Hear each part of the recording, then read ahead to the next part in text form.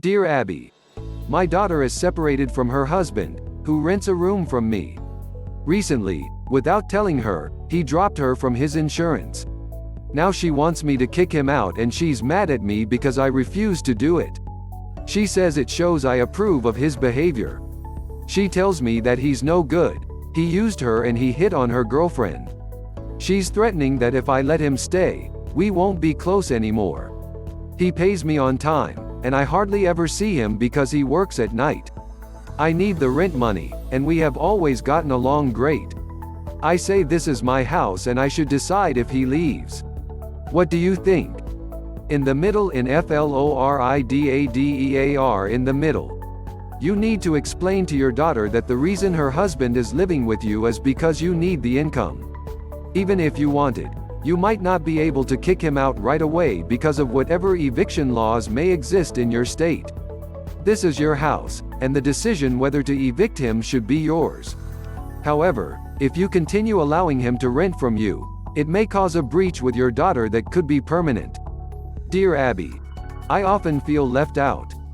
This past weekend on Facebook I saw 2 coworkers and a former coworker went on a weekend getaway. I wasn't invited. Should I retaliate, or must I act like it doesn't bother me? This isn't the first time friends and coworkers have done things like this.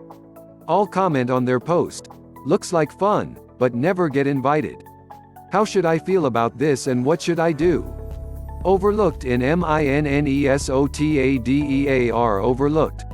What you should do is recognize that your coworkers are not obligated to include you in anything outside of work. They may have mutual interests that bring them together, or chemistry that they don't have with you. Instead of fuming and fantasizing about retaliating, which would be uncalled for and inappropriate, form relationships outside this circle of coworkers and friends, and do things on weekends for yourself that are satisfying. If you do, you will be less dependent upon these individuals and less disappointed if your relationships with them aren't as close as you wish they were. Dear Abby, I have been reading your column for many years, but haven't seen this question before. I'm a senior citizen with a do not resuscitate order.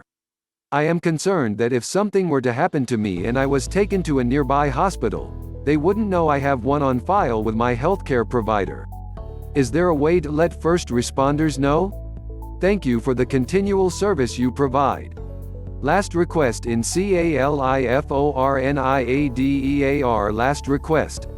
Many individuals accomplish this by posting a notice near their bed, on the refrigerator, or in their cell phone contact list designated as ICE, in case of emergency.